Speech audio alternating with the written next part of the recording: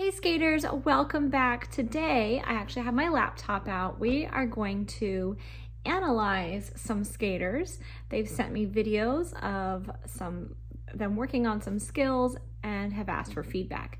Now, that is one of the things that you get to do as a club member. So all of the people we're gonna get to see today are members of the Coach Julia Club who have asked me for feedback on their skating.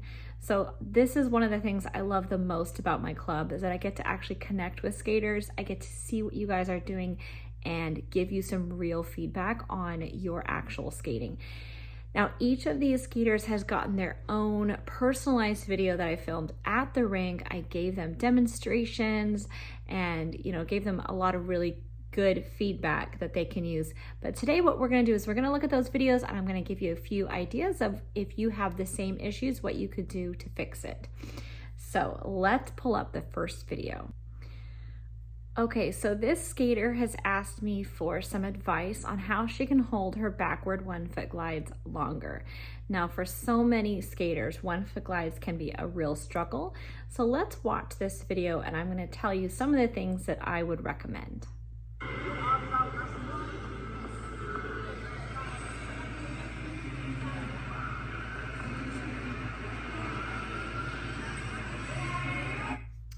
Okay, so she's doing her backward 1-foot glide.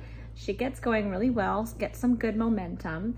And then as soon as she lifts her leg, you can see that she drops, she curves, and she leans towards that leg. So watching this again, turn the volume down.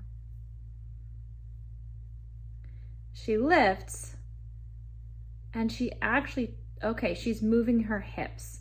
So on a backward glide or a forward glide, if you find yourself curving towards that lifted foot, there's a couple of things that could be going on. You could have a pronation in your foot. That's the one thing that maybe is not your fault. If you have a pronation in your foot and your blades are not mounted correctly, you might curve. But in this case, she's actually slightly changing the positioning of her hips.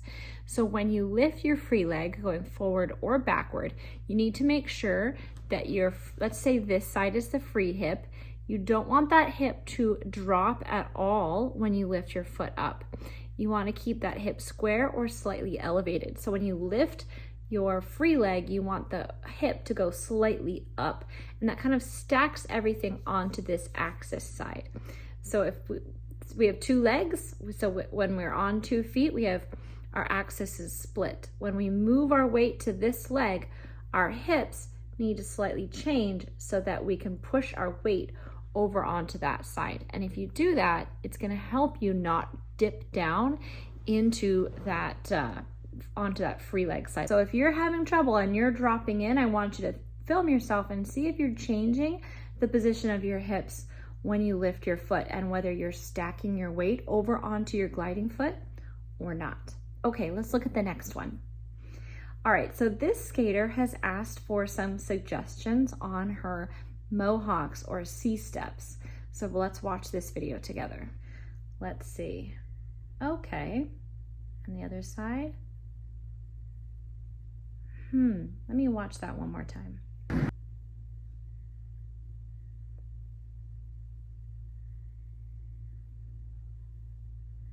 What's happening here is that she's attempting to rotate her foot without turning her whole body with it.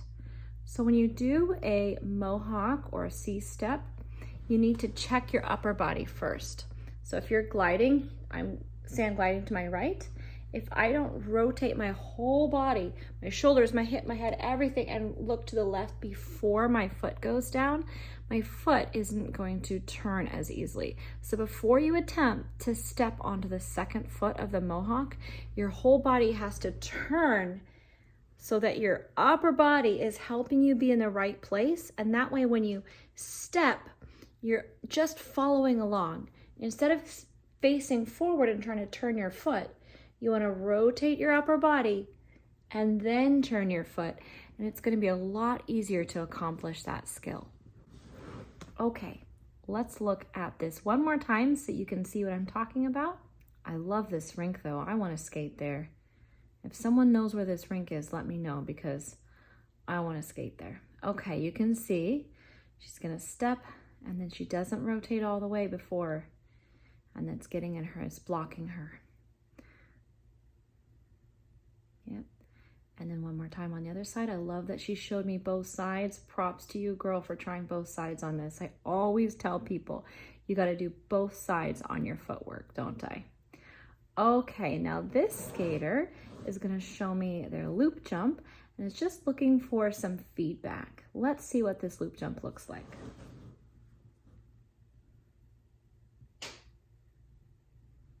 Okay.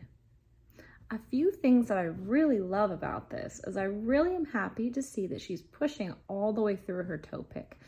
That is a sore spot when I see people trying to do a loop jump and they jump flat-footed. That really bugs me.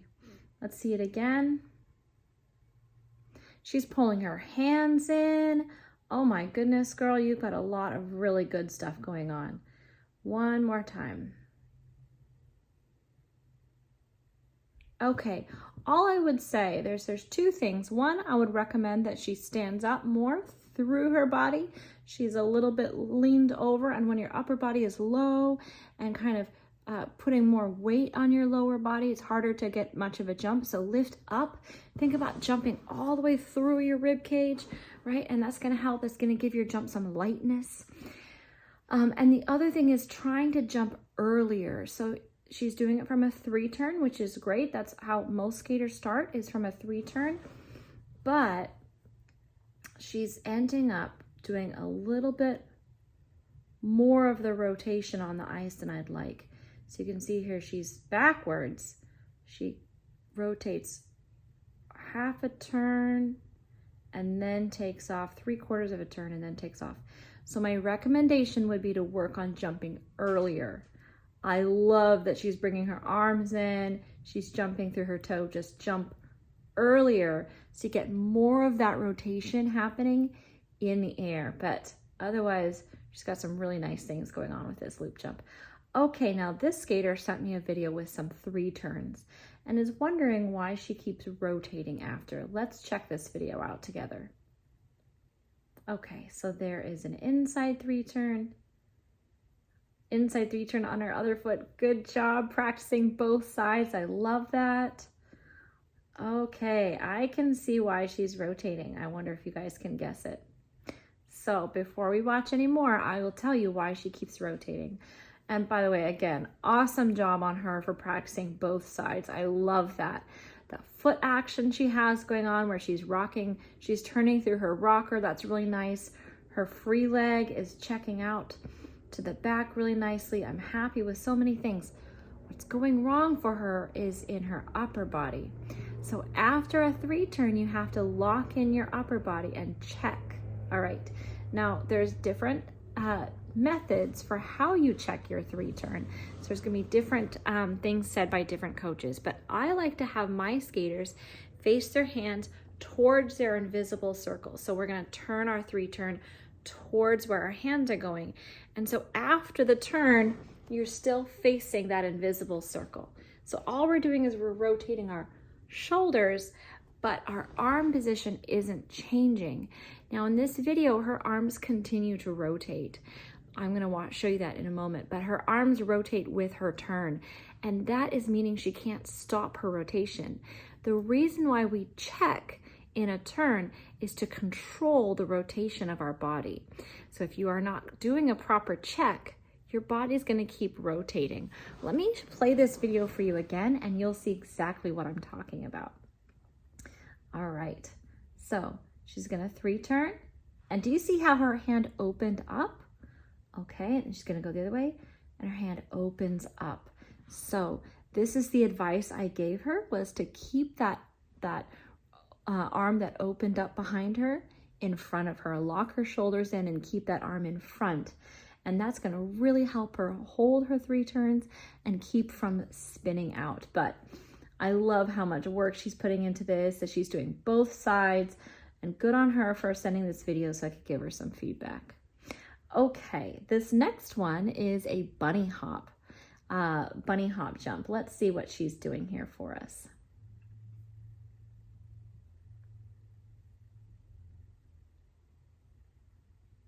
Oh my goodness, that's a great bunny hop. Let's look at that one more time.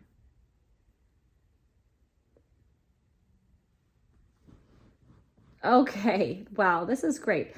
And I remember when I first got this video from her, I was very happy with her progress on this bunny hop. So I'm going to tell you a few things she's doing really well, and there's only one piece of advice I gave her. So if you watch it, let's watch it together a little bit more slowly. Okay, so she is going to push her free foot, swings up, she pushes off her toe pick. Look at that beautiful H position she makes. Nice follow through with that free leg to make that lowercase h. She lands on her toe, pushes forward with a nice strong extension. Amazing, really good. The only thing that I told her she needed to do better was these ninja hands. She looks like she's, I don't know if ninjas actually do that, but some of those like cartoons, you know, they have their hands like, woo. Okay, so instead, try to bring your hands through.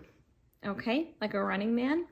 That's going to help you get used to having those hands come nice and through for waltz jumps and axles and things like that. But otherwise, amazing job with this bunny hop.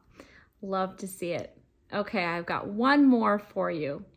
Okay, so she sent me a video wondering if I could give her some feedback on her flip jump. Let's watch it together. Okay, we're going to do it one more time. Tap. Okay, so this one, let's talk about this one a little bit. So there's a few pieces of advice I would give her. Again, you want to lift up through your upper body so that you have a more lightness in your jump. You don't want to be leaning forward. You can see she's a little bit forward right there. And then she is doing a lot of the rotation on the ice. You can see there's a full pivot happening before her jump. So, a couple things I would suggest. Practice jumping earlier without any rotation. So if you tap and you slide back and you jump, you can practice jumping into a crossed position. So tap your toe, pull your feet together like scissors, and then jump. Tap, pull, jump, but try to get that little scissor position so your legs are crossed. When you tap next to yourself and you pivot around, you're more likely to over-rotate the entry and under-rotate the jump. If you can practice tapping and crossing, and then you move your weight over to your toe pick. So for a right-handed skater, you're gonna tap with the right. You wanna pull your left so that it's crossed, lift that leg up and get your weight over onto that right toe pick and jump from there. So what's happening is she's tapping with her right and her left is staying, her weight is staying on her left for a long time. So she's rotating around on that left with all of her energy is on the left. And then so much of the rotation happens on the ice. So what I would recommend in this situation is practice some drills where you don't rotate. You practice tapping with the right, sliding the left crossed and jump. Tap and jump, tap and jump. And you can practice the arms with that. Okay.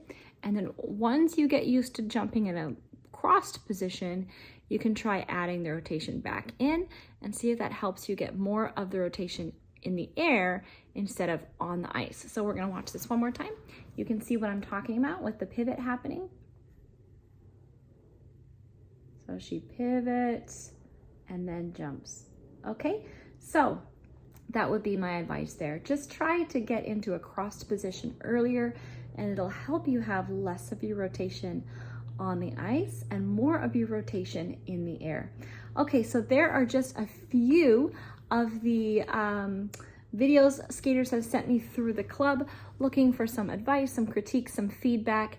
This is one of the things I love the most about my club is not only do I get to teach people in the order that I would like, starting from course number 1 and going through course number 10, but I also get to connect with you on a more personal way.